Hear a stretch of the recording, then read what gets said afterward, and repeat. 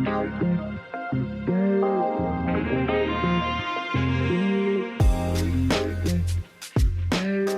to Northern Lights.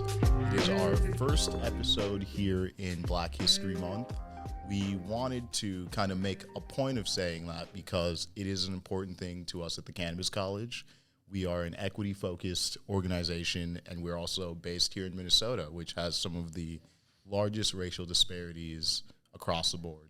So, in cannabis specifically, 2% of cannabis businesses are Black-owned, and the war on drugs has harmed disproportionately the Black community since the 80s. So now with Minnesota legal, with us being the voice in cannabis, we wanted to make a point to say that we support our Black entrepreneurs, consumers.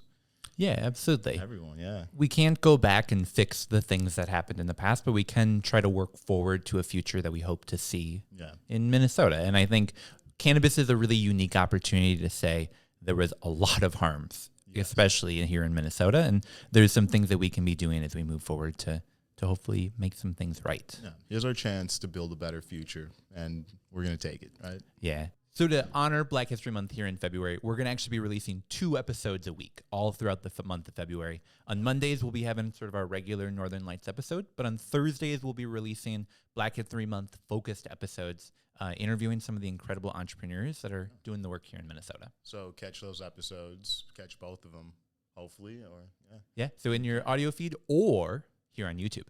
So this first interview, I'm super excited to be sharing with you all. It's our interview with Angela Dawson, someone that I'm sure many people know. It's a great conversation looking at 40 Acres Co-op, looking at the Great Rise and some of the work that they're doing all there. Yeah, great interview. Yeah. Next week, we'll be back with Calandra Revering. She's an awesome attorney. She's the owner of The Good Zen, but also the person behind the Minnesota Association for Black Cannabis Professionals. Really an awesome organization, and we'll be hearing a little bit about their mission as well. So look forward to that coming into your feeds next week. Yep. Bye. Yeah. Thanks, everyone.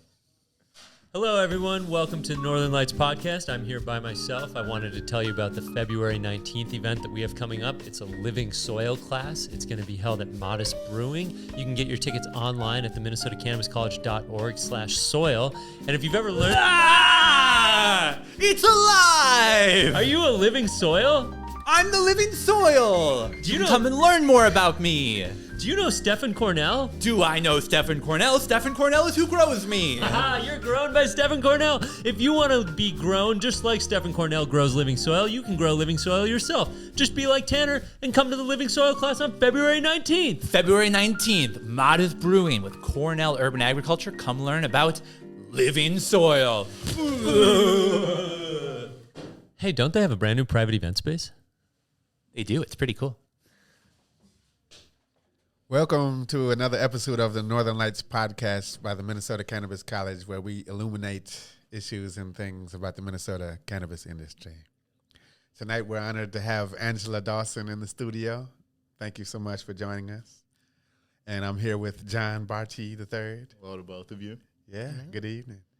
So it's such an honor to have you in the studio today and to be able to talk with you a bit about your past and your outlook on the future of cannabis in Minnesota. So could you tell our audience about yourself, who you are, your relationship with cannabis, and Yes, absolutely, and thank you for this invitation. I'm also honored to be here and circle with you and John and the rest of the cannabis community here in Minnesota. My name is Angela Dawson, and I am a 4th-generation farmer, and that is the way that my relationship with cannabis has started. Besides the regular sort of community way that some of us has also started, which is, my brothers, cousins, and uncles growing up were consumers of cannabis. And it was something that the guys always did in my family, so none of the women in my family smoked. I might be the first outwardly smoking woman in my family. And but you know what? That's okay, because I've done a lot of firsts in my family. And I actually encourage some people who are, dealing with multi-generational issues like we deal with in the Black community to be the first to start doing some things. And so, but I came to cannabis as mostly like understanding it as something that was taboo and that the guys did it and that they were always at risk for going to jail. and that's why the women didn't do it. And so I later learned more about the plant as a healing and medicinal property that our communities have used and our ancestors have used for millennia. But initially, I came to it as something that I was just super curious about. How come me as a woman and other women in my family weren't as involved in it? And so I learned as a farmer that most farmers in this country don't really have the best opportunities to make money off of crops. But as I began to study kind of the economics of cannabis in this country, I learned that this is a really viable crop for farmers to consider growing. And so that's how I became really closely involved in the state of Minnesota. So I have a quick follow-up. So what kind of crops were your predecessors growing, and how do you think they would feel about you cultivating cannabis now? Yeah, it's actually a real kind of funny conversation in my family still. But the Dawson family actually came up in Iowa in the late 1800s and created many farming colonies around Iowa. And as a matter of fact, there were 10 Dawson boys. My father's father was one of them. And they created 10 colonies of farms all across southern Iowa. And they took care of everything from livestock to chickens to vegetables to fields of wheat. But during that time was a time where black farmers weren't really empowered to own property. They were only allowed to make other people's property flourish. Mm-hmm. And so when it came time for them to have a legacy of farming to give to me, that wasn't an option. So it wasn't until, we'll talk about later, that I recreated, and that's why they call us fourth generation reclamation farmers, because we are reclaiming a farming legacy that was lost. Yeah, that's deep. Wow. That's awesome. How do you think they'd feel about you cultivating cannabis? I mean, I know those are different eras. No, it's actually really funny because my father came to visit my farm, and it was a very bittersweet engagement for us because he didn't really believe it, and he had to actually come and see it. Now, this man has like advanced cancer, a bad hip, and all kinds of like heart issues or whatever kind of issues that most black men that are 85 years old have in this country.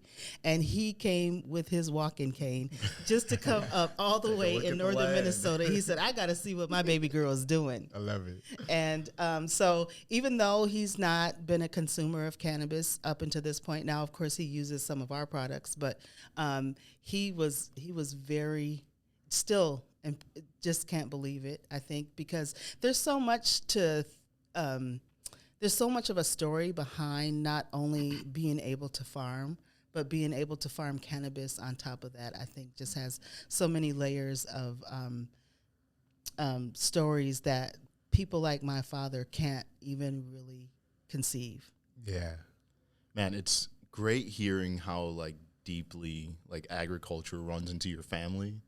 Because, like, you don't see a lot of black farmers. So, like, to hear, like, we see you now, but to also hear the deep, rich history that led up to that is really amazing.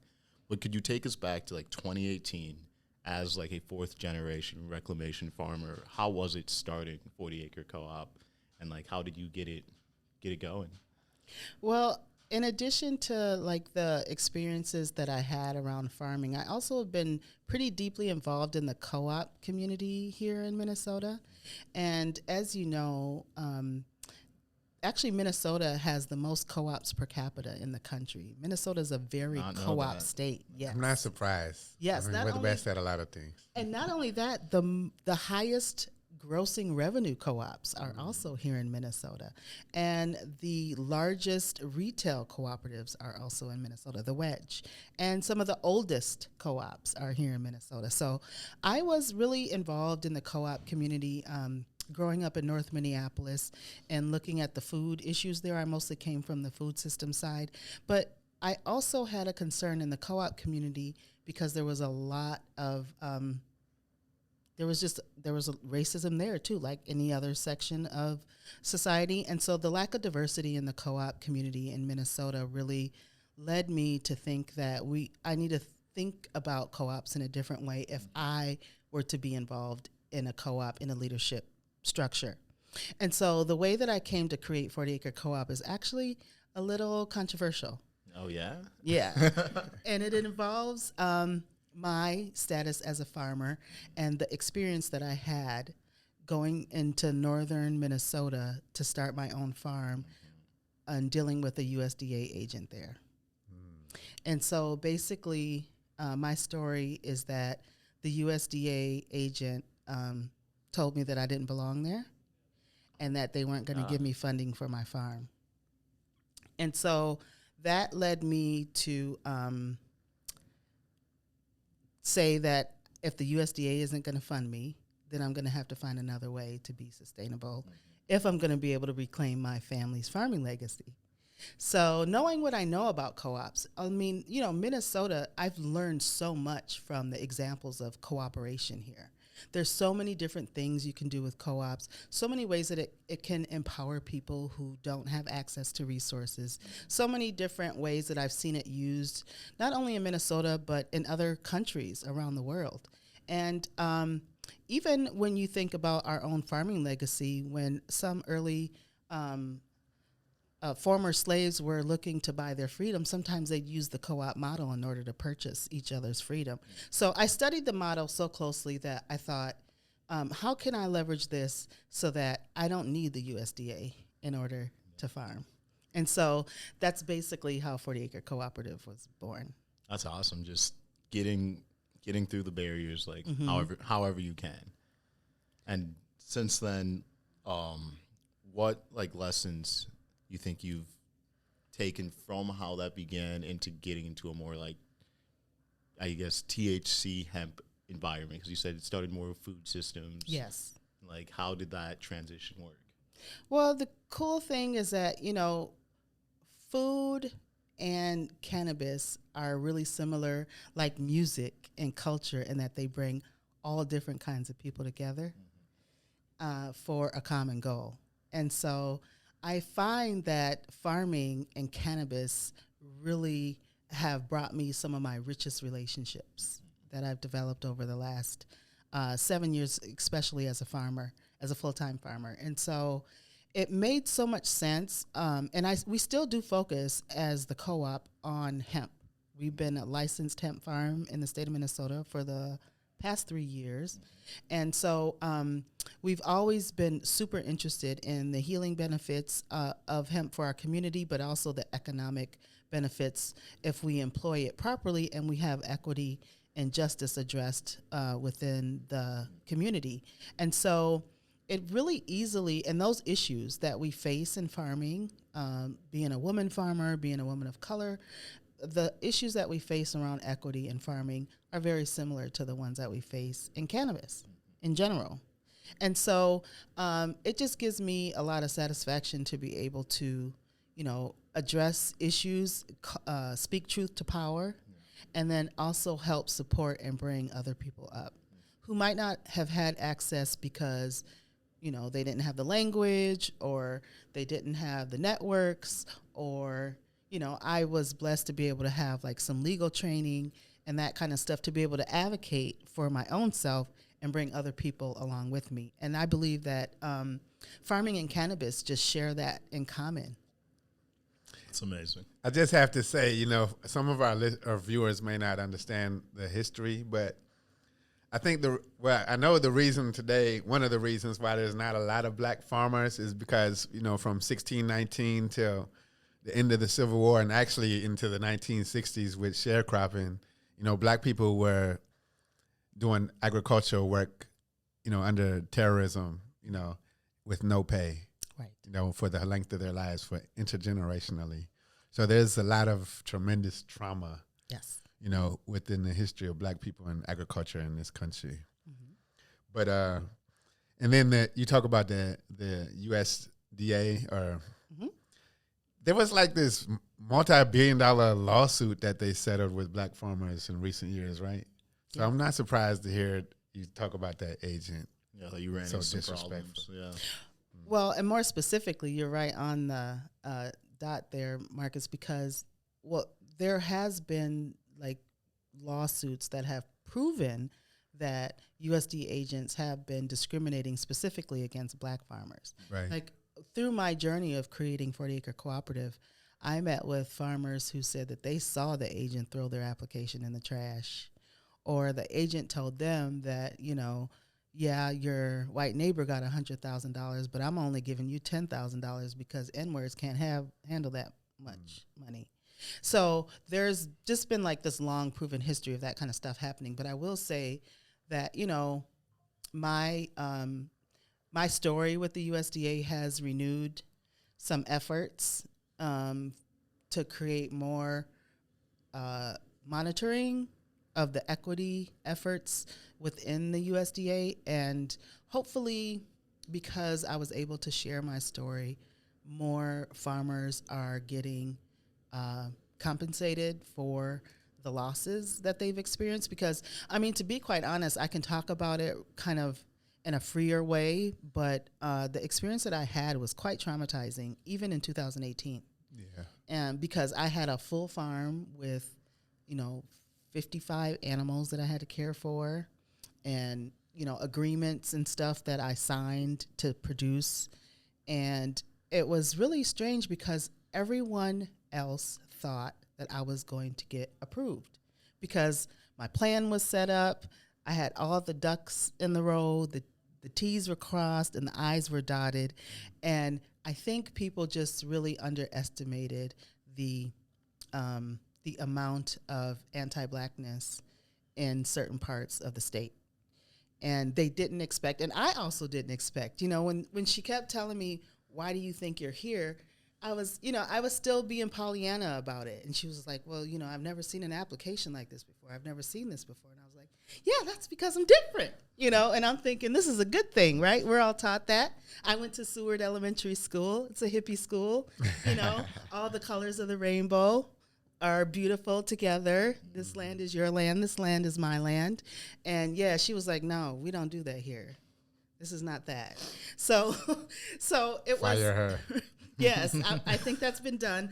But thank goodness. I mean, because of good journalism, honestly. It was because I talked to some people who were interested in the story and shared it in some places. But we need to have more of that kind of accountability. It's certainly not taken care of nationally.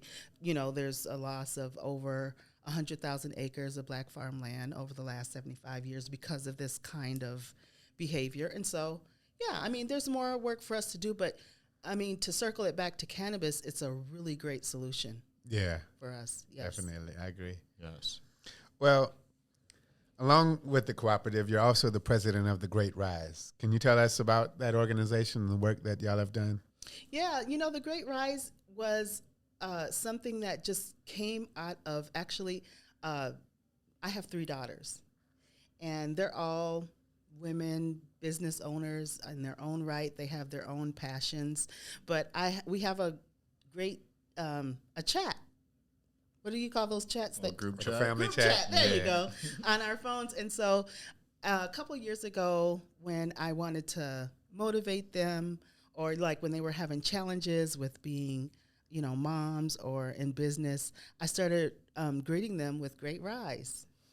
And it was just like, it was just a way that I was using myself to like greet my own soul in the morning, a way for me to level set how I was going to determine my day. And I thought, sometimes I would do that, and I would be on this, you know, plane of, you know, feeling good and positive, and then I would talk to my daughters, and they'd be like, Mom, I'm so stressed out. So I thought, well, maybe if I can help them start on their day with the Great Rise. So I starting all of our days with Great Rise, and I would say something that I felt like would address a concern or a motivate, something a little more, not as cheesy as a motivational quote, but something that I just felt like greeted their soul and help them on their path.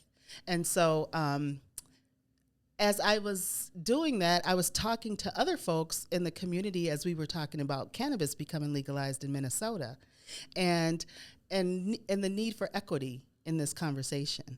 And it just ended up that someone said, well, why don't you just name it Great Rise? Because you're saying that all the time. And I was like, okay, I guess. Why not? Why can't everyone have the opportunity to greet their soul in such a way that they feel like they can level set and go after whatever it is in their dreams? And that should be something that we can offer to the cannabis community. And so doing that for folks, especially who are in the equity space, who often don't feel like the sun is shining on them, or, might need some more support in terms of figuring out how they can navigate their business or their way. And so the Great Rise just became a simple way to greet each other, to greet ourselves, to greet the day. And now it's, it's created, we've created more things like through our expungement clinics. They're called Rise Up, and just different things that make people think about rising. But like, what did the Great Rise do through this legislative process that led to legalization? Well, I believe so. As you know, like I know. The legalization language, the laws, right, that especially around social equity, are not easy to navigate. I mean, the whole entire 360-something page bill was not easy to navigate, but especially the social equity aspects. And so we really just wanted to elevate the need for social equity in Minnesota's cannabis regulations, but not as an afterthought.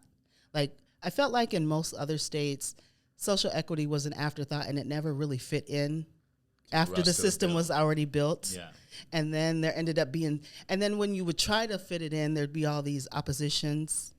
Whereas if we started the conversation early on and talking about the importance of equity and maybe even naming out a few more reasons why equity should lead the conversation and not follow the conversation. And so we were able to help get some definitions of social equity in the law. We were also able to help highlight just creating more language for regulators to use around social equity.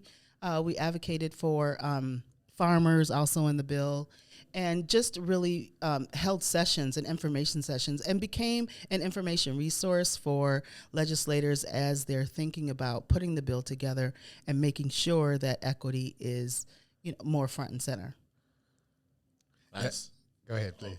I was going to say, throughout that legislative process and watching the bill get drafted and into its adoption, what was it like, and like how did it feel being like, okay, now this is done, and watching the governor sign it, being in the room when the governor signed it?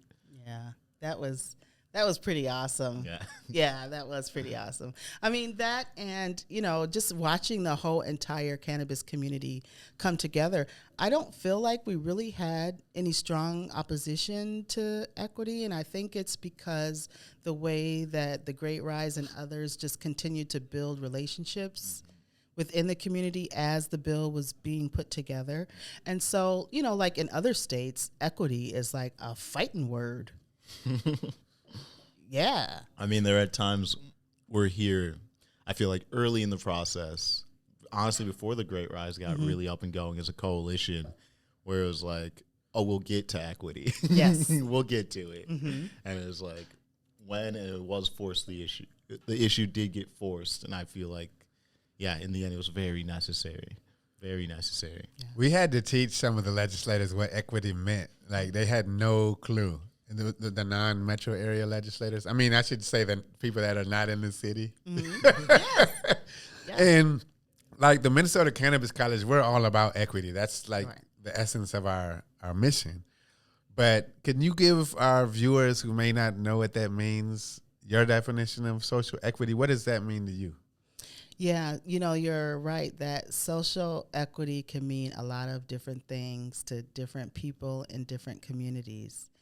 But for the most part, the way that we talk about it is that the people who have most been punished during the prohibition of cannabis should be put in a position to be able to most benefit from the legalization.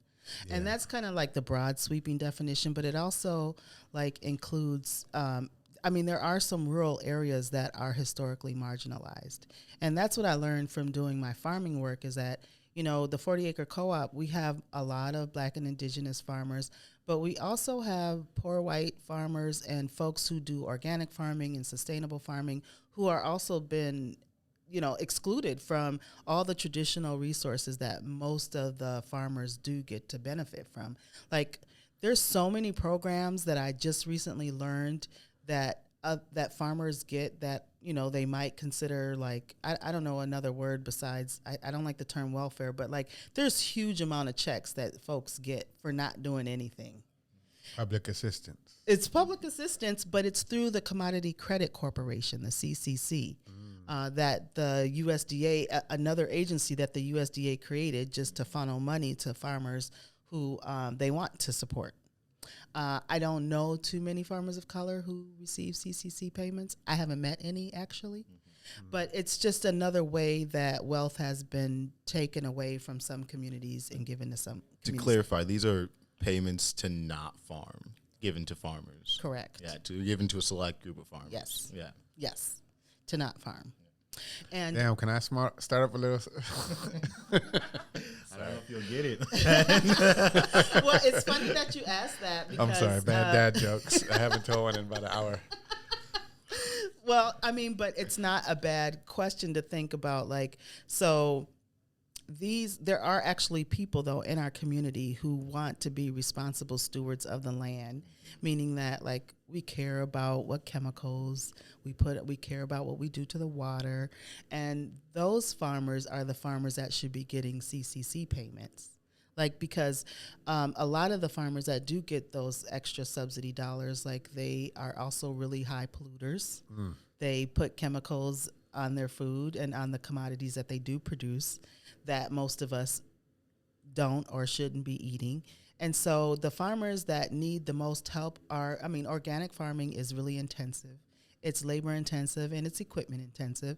And so cannabis really lends itself well to organic and sustainable farming because of the way the plant, it cleans the soil, it uses less water, and there's so many reasons why I think cannabis farming should be more supported in the state of Minnesota above other commodities that are, require lots of chemicals to maintain and poison the water and don't add much to the environment. And so hemp and cannabis, I think, part of the work that the Great Rise was also doing is advocating for farmers to be able to have a seat at the table and to have support from the State Department of Agriculture so that we can farm responsibly. Which parts of House File 100 do you think the framers got correct? In other words, what part of the law should Minnesotans fight hard to protect? And on the other hand, are there things from the final version that you think should be changed? So what's good and what's not? Big question. Big questions. Yeah, I'll try. I'll get the Cliff Notes for it. So there's a couple of things that, from what I understand, I think the words are, we ran out of time last year to fix. But they're kind of big issues. The most glaring one for me is the limitations on co-op member licenses.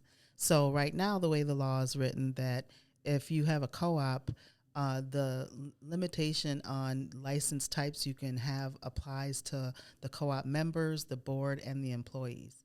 So right now, my co-op, the 40-acre co-op, can't have a cannabis license and our members. So that's something I hoping was a clerical issue. I'm not really sure how that was or what the language was intended for, and so I hope that can be addressed. If not, I think it's not the end of the world, but I do think that it deserves a conversation, like, why are we limiting co-ops in such a way when we know that so many people, especially at the entry level, are going to have capital issues, and co-ops are a really great solution to help people in those positions. Another thing I think is the description or the definition of distressed farmer in the social equity definition is probably too broad. And it includes too many people. Like right now, I believe the distressed farmer also includes like new farmers. Like anybody that's a new farmer. So like already you just distressed. started this yeah, year. go start your farm next week. I'm distressed. Yeah. Had a bad business I plan. have no idea. Yeah, I have no idea how to start a farm. So, I mean, some of the things I think it got right, though, I mean, I think it's really important. The grant program can Just train, can navigate, grow, and start. Yeah. Yes, there we go. I think all of those are really good ideas. And I really like also the way that it's not only limited to cannabis businesses, that some of those grants are just like, I know some folks that have been so traumatized by the prohibition that they're still scared. Like, I mean, like my dad, who's scared to like, you really growing this stuff, girl? Like, are you really Like he doing thinks this? the cops are gonna roll up to your farm. They're gonna shut you down and put you in jail. Like that's, I mean, and he very much lived under that tyranny, so I can see how that's imprinted on him. But I think that there's other folks who are still today who have had like their whole entire lives were upended, right, by a charge or a conviction around cannabis, and so they deserve to have their lives rebuilt, even if they're not gonna, start a dispensary or start a cannabis related business. So I love that part of it too. Okay. Well, going along those lines some more, but also back to social equity, with all the provisions in the bill, they were very hard fought for. But we know, like, with the history here in Minnesota, we have, like, a big history of a lack of social equity. Let's just say that. What are your thoughts and what changes do you think can be adopted between the OCM and this legislative session coming up to better support an equitable cannabis industry? Well, I think if Minnesota still wants to claim this title of the most equitable bill in the country, then, well, I think one of the things are that the grants need to start before 2026, at least some of them. Yes. And I think another thing is that, I mean, I'm not against the idea that the OCM just announced a couple of days ago that they are considering some early on-ramping of social equity businesses to get them going. And I think now that could be worthy of a title. Yeah. Because I don't know any other states that are really doing that. I mean, I really feel like most of the states are so behind on the social equity measure. And yes, Minnesota has some of the most striking disparities between white and non-white citizens than any other country. Unfortunately, like some of like things like health measures, like health equity and infant mortality and maternal health are comparable to that of Mississippi, which is just not acceptable. Yeah, Minnesota has some of the worst racial disparities in the country in every indicator of community quality of life. Everyone. Yes. As a matter of fact, I have a co-op member who calls it the Mississippi of the North. Oh, that is not the title we want. Yes. No, that's not the title we want. Yeah, we want that equity title. We want that. We need that equity title, as a matter of fact. And that's what, I mean, with the Great Rise and with all the work that I'm going to do and all the opportunities that I have to speak to people here, you and the cannabis community, is that, equity is not a threat to other people's businesses. No, not at all. No, and that diversity is a very good thing. It just means a fair share, essentially. It means a fair share, but it also can be good for other people's businesses, right? Like, because we have a network, we have a great network of all kinds of people that we work with, and they benefit from our market activity as well. And so it's not a win-lose situation. I think we have to reframe, and that's part of the work that, with the language that we're doing with the Great Rise, is reframing equity as something that's a win-win proposition for everyone, and why it can help lead conversations, and it can bring opportunities to other people, in addition to the people that have been most harmed by prohibition, people that were over-policed, people that were punished when cannabis was illegal. But there's more opportunity when you support social equity for all of us to rise than it is than if we constantly fight and nickel and dime over who gets a license and who doesn't. Yeah, there's really enough money out there. There is. And I mean, racial equity, racial diversity in the Minnesota cannabis industry is an asset. It's not a liability for the cannabis culture, for the cannabis industry in Minnesota. It's one of those things that's really going to make us have the best market in the country. We've seen the great example of that with like the tribes being able to sell for this past year. Like we've seen, I think it was like they're building like new stuff in the towns around Red Lake because Red Lake is bringing in so much money now. And that just shows you like diversity plus cannabis is going to be a win-win for all of us. Yeah, absolutely. Yeah. So it's Black History Month, African American History Month in February, and we wanted to have you on specifically to talk about what you think needs to be done to support Black entrepreneurs in the emerging legal cannabis industry. Can you describe some of the hurdles that Black business owners may face and what the state or the community can do to help support these entrepreneurs? Yeah, you know, Black History Month is a time that I always like to reflect on just the different kinds of things that we've done here in Minnesota. I started working and celebrating Black History Month back in 1988 at the University of Minnesota. And so as I was a student there, we used to really have intentional conversations around the Black community, especially around economics and education. And we'd bring in speakers from around the country, even around the world, so that we could talk about like different important emerging aspects of economic development. And so this year, you know, I really have been coming at Black History Month from the agricultural and business perspective, because I believe that especially Black farmers in the United States have contributed significantly to the agricultural system within the United States when it comes to the invention of, you know, the cotton gin and refrigerated trucking and pull behind plowing, and didn't even know that the CSA model was created by a Black farmer. Like stuff that we use still in the agricultural system today was created by Black farmers who most likely didn't really get paid for it. Some of them got patents, some of them didn't. And so I think about like the foundational role that Black farmers have played in just providing us with, you know, healthy food, clothing in a responsible way, healthy soil, and not damaging the environment. And I feel like a lot of Americans don't really know that history. And so I really like to uplift that during Black History Month. But because it's such a foundational, you know, aspect of our lives, and it impacts everything that we do economically.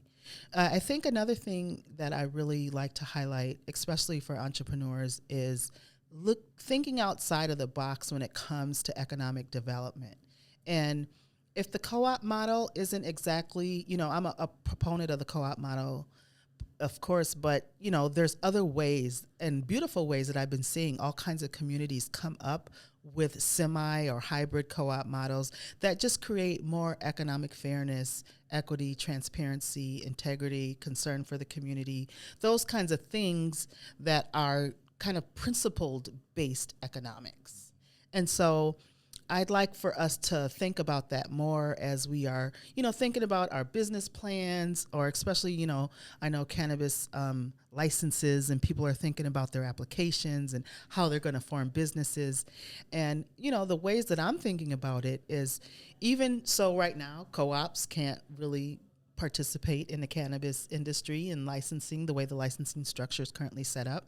And if they don't change that, then we have to think about other ways that we can work together, knowing that some of us are going to have way less resources and less networks than others. And there's ways that we can think about bringing about all of our, you know, I think the old saying in the farming community is lifting boats will rise all tides. And so rising tide lifts all boats. There you go. There you go. Absolutely, Marcus. And so I think that's a way. Unless you got an anchor, though. Unless you see, and you got to get rid of the anchor. Yep. I mean, and that's the whole then thing. You're sunk. Then you're sunk. I mean, unless you're parked, unless you're trying to park on purpose. And but you know what I'm saying? If you're trying to go somewhere, I think that I'd like to really see folks explore different economic models and different, like I've heard, like some folks have been coming up to me with stuff like, there's this one called collective capitalism, or, you know, different ways that they've been thinking about, you know, just bringing people together in an economic way that allows us to all benefit instead of just the LLC and the corporation. Yeah, last question here, just to wrap up. Where can people follow along with you, everything you got going, and become a fan of yours? So there's a lot going on in 2024, of course. And so, of course, the main way that folks can get a hold of me is through the website at 40acre.coop. And, but, you know, I have decided 40 Acre Co-op is just kind of one aspect of my work, but I really am exploring other aspects of my work too. And so through 40 Acre Co-op, you can connect with my personal page. I am holding a couple of seminars and kind of workshops. They're actually farm training seminars. So we actually have a couple of cohorts. It's called a cohort. We have about 10 folks that'll be going through at a time. In the state of Minnesota, we're going to be talking about how to just get your farm, hemp farm especially, operation up and running. Talk about some policy stuff. We'll talk about some business stuff. I'm going to be helping folks with their business plans and writing grants, just kind of some foundational grants, and just kind of talking about some of the work that I'm doing both on the national and local stage in terms of creating more equity space for folks. So you can find that mostly at 40acre.coop, but I have my own website that's not currently finished yet, but I'm excited to be able to like meet with people more personally. We'll be holding our expungement workshops again this fall. It's always around 420. I'm so excited about what we were able to do last year. I'm starting to get phone calls from folks who have gotten their expungement from last year. It's about a 6-month process. And so we processed 88 expungements from the last 420, but now I'm hearing that more folks are needing it. I don't recommend waiting until the state rolls out their expungement stuff, and I don't recommend waiting on the state for anything. As you know, that's not the way I roll. That part. So folks who are interested, the Great Rise is coming out with a revised website, and we're going to have sign-ups for folks to sign up for those workshops. We'll need volunteer attorneys and lawyers to help with those expungements as well as volunteers to help guide people through to meet with their attorney, and we kind of like to create a real comforting environment for folks to go through as they're processing their expungements, because not everyone is eligible for an expungement, and so we like to be able to welcome folks and have them find out, and if they're not eligible, we like to give them some resources to figure out what to do instead. And so I'm excited about some of that stuff coming up. But 40acre.coop, it's spelled out FORTYACRE.COOP is my main website. But I'm hopefully people will see me around at some of the events, at the Cannabis College, at all kinds of things that we have coming up. Cool. That's all amazing. Thank you so much for all the good work you've done and that you're continuing to do. And we look forward to supporting your cannabis business. Yeah, thank you so much for joining us. Thank you, guys. Respect. Thank you. And thanks for tuning in. Subscribe, like, share, comments.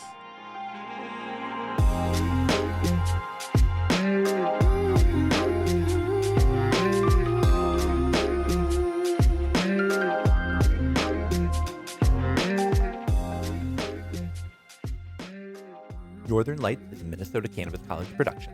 This episode was produced by me, Tanner Barris, and by my co-hosts John Barty and Marcus Harkis. Production assistance from Shayna Payton and Steve Eigenman. Special thank you to Angela Dawson for coming on and sharing her expertise today. Today's episode is presented by North Star Law Group, your trusted partner in Minnesota's burgeoning legal cannabis industry. The information provided in this podcast does not and is not intended to constitute legal advice, but is instead for general information purposes only. Information shared may not constitute the most up-to-date or legal information. No listener should act solely on the basis of information provided without first seeking their own legal counsel. The opinions and views expressed on this program are those of the speakers and do not necessarily reflect those of the Minnesota Cannabis College. Please listen responsibly.